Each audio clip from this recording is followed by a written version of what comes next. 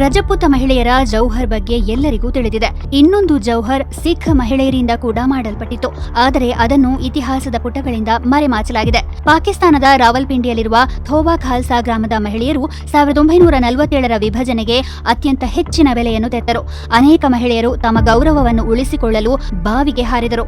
ಆ ಸಮಯದಲ್ಲಿ ಪಾಕಿಸ್ತಾನದ ರಾವಲ್ಪಿಂಡಿಯಲ್ಲಿದ್ದ ಥೋವಾ ಖಾಲ್ಸಾ ಗ್ರಾಮವು ಸಿಖ್ ಪ್ರಾಬಲ್ಯದ ಪ್ರದೇಶವಾಗಿದ್ದು ಅನೇಕ ಶ್ರೀಮಂತ ಹಿಂದೂ ಮತ್ತು ಸಿಖ್ ಕುಟುಂಬಗಳಿಗೆ ನೆಲೆಯಾಗಿತ್ತು.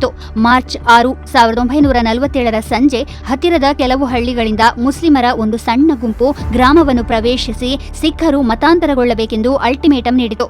ಆರಂಭದಲ್ಲಿ ಯಾರೂ ಈ ಬೆದರಿಕೆಗೆ ಅಂಜಲಿಲ್ಲ. ಆದರೆ ಮರುದಿನ ಬೆಳಗ್ಗೆ ಸಾವಿರಾರು ಸಂಖ್ಯೆಯ ಮುಸ್ಲಿಮರು ಆಗಮಿಸಿದರು. ಆರಂಭದಲ್ಲಿ ಅಲ್ಲಿನ ಸ್ಥಳೀಯ ಮುಸ್ಲಿಮರು ತಮ್ಮ ಗ್ರಾಮದ ಸಿಖ್ಖರನ್ನು ಸುರಕ್ಷಿತವಾಗಿ ಇರಿಸುವುದಾಗಿ ಭರವಸೆ ನೀಡಿದ್ದರೂ ಗಲಭೆ ಹೆಚ್ಚಾದಂತೆ ಯಾರೂ ಸಹಾಯ ಮಾಡಲು ಮುಂದೆ ಬರಲಿಲ್ಲ. 2 ದಿನಗಳ ನಂತರ ಕೆಲವು ಸಿಖ್ಖರು ತಮ್ಮ ಮನೆಗಳ ಹೊರಗೆ ಬಿಳಿ ಧ್ವಜವನ್ನು ಹಾರಿಸಿ ಗಲಭೆಕೋರ ಮುಸ್ಲಿಂ ನಾಯಕರೊಂದಿಗೆ ರಾಜಿ ಮಾಡಿಕೊಂಡರು. ರಾಜಿ ಒಪ್ಪಂದದ ಪ್ರಕಾರ ಅವರ ಮನೆಗಳನ್ನು ಲೂಟಿ ಮಾಡುವುದಿಲ್ಲ, ಪುರುಷರನ್ನು ಕೊಲ್ಲುವುದಿಲ್ಲ ಮತ್ತು ಮಹಿಳೆಯರ ಮೇಲೆ ದೌರ್ಜನ್ಯ ನಡೆಸುವುದಿಲ್ಲ ಎಂದು ಹೇಳಲಾಯಿತು. ಸಿಖ್ಖರು ತಮ್ಮ ಜೀವ ಉಳಿಸಿಕೊಳ್ಳಲು ಜಿಹಾದಿಗಳಿಗೆ 20,000 ರೂಪಾಯಿಗಳು ಮತ್ತು ಚಿನ್ನವನ್ನು ನೀಡಿದರು. ಬಳಿಕ ಎಲ್ಲಾ ಸಿಖ್ಖರು ತಮ್ಮ ಮನೆಗಳನ್ನು ತೊರೆದು ಸರ್ದಾರ್ ಗುಲಾಬ್ ಸಿಂಗ್ ಅವರ ಭವನದಲ್ಲಿ ಒಟ್ಟುಗೂಡಿದರು. ಇತರ ಕೆಲವರು ಮಹಲಿನ ಬಳಿ ಇರುವ ದುಃಖಭಂಜನಿ ಗುರುದ್ವಾರದಲ್ಲಿ ಆಶ್ರಯ ಪಡೆದರು.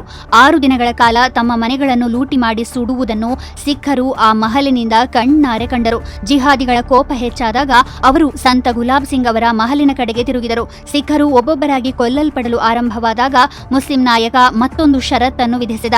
ಅವನಿಗೆ ಪ್ರತಿದಿನ ಒಬ್ಬ ಮಹಿಳೆಯನ್ನು ನೀಡಿದರೆ ಅವನು ಎಲ್ಲಾ ಸಿಖ್ಖರ ಜೀವಗಳನ್ನು ಉಳಿಸುತ್ತಾನೆ ಎಂದು. ಈ ಷರತ್ತನ್ನು ಒಪ್ಪಿಕೊಳ್ಳುವುದು ಅಸಾಧ್ಯವಾಗಿತ್ತು. ಆ ಸಿಖ್ ಮಹಿಳೆಯರು ತಮಗೆ ಮುಂದೆ ಏನಾಗಲಿದೆ ಎಂಬುದನ್ನು ಅರ್ಥ ಮಾಡಿಕೊಂಡರು ಮತ್ತು ಗುಂಪಿನ ಕ್ರೌರ್ಯವನ್ನು ಎದುರಿಸುವುದಕ್ಕಿಂತ ಸಾಯುವುದು ಉತ್ತಮ ಎಂದು ನಿರ್ಧರಿಸಿದರು. ಮಾರ್ಚ್ 12ರಂದು ಎಲ್ಲಾ ಮಹಿಳೆಯರು ದುಃಖಭಂಜನಿ ಗುರುದ್ವಾರದ ಬಳಿ ಇರುವ ಬಾವಿಗೆ ಹಾರಲು ಪ್ರಾರಂಭಿಸಿದರು. 93ಕ್ಕೂ ಹೆಚ್ಚು ಸಿಖ್ ಮಹಿಳೆಯರು ತಮ್ಮ ಗೌರವವನ್ನು ಉಳಿಸಿಕೊಳ್ಳಲು ಸಾಮೂಹಿಕ ಆತ್ಮಹತ್ಯೆ ಮಾಡಿಕೊಂಡರು. ಅನೇಕ ಮಹಿಳೆಯರನ್ನು ಅವರ ಸ್ವಂತ ಕುಟುಂಬ ಸದಸ್ಯರೇ ಕೊಂದರು. ಬಾವಿಯು ಮೃತದೇಹಗಳಿಂದ ತುಂಬಿ ತುಳುಕುತ್ತಿದ್ದ ಕಾರಣ ಅನೇಕ ಮಹಿಳೆಯರು ಮುಳುಗದೆ ಮೇಲಕ್ಕೆ ಬರಲು ಪ್ರಾರಂಭಿಸಿದರು ಎಂದು ಗ್ರಾಮಸ್ಥರು ಹೇಳುತ್ತಾರೆ. ಅಂತಹ ಪರಿಸ್ಥಿತಿಯಲ್ಲಿ ಆ ಮಹಿಳೆಯರು ಮೃತದೇಹಗಳ ನಡುವೆ ಉಸಿರುಗಟ್ಟಿ ಸಾಯಬೇಕಾಯಿತು. ದುರಂತವನ್ನು ನೋಡಿ ಗಲಭೆಕೋರ ಗುಂಪು ಭಯಭೀತವಾಗಿ ಓಡಿಹೋಯಿತು. ಮರುದಿನ ಬದುಕುಳಿದವರನ್ನು ರಕ್ಷಿಸಲು ಮಿಲಿಟರಿ ಟ್ರಕ್ ಬಂದಿತು. ಆದರೆ ಆ ಹೊತ್ತಿಗೆ ಹಳ್ಳಿಯ ಬಹುತೇಕ ಎಲ್ಲಾ ಮಹಿಳೆಯರು ಸಾವನ್ನಪ್ಪಿದ್ದರು. ಈ ದುರಂತದಲ್ಲಿ ಸುಮಾರು 200 ಜನರು ಸಾವನ್ನಪ್ಪಿದ್ದಾರೆಂದು ಭಾವಿಸಲಾಗಿತ್ತು. ಆದರೆ ನಿಜವಾದ ಸಂಖ್ಯೆ ಇನ್ನೂ ಹೆಚ್ಚಿತ್ತು.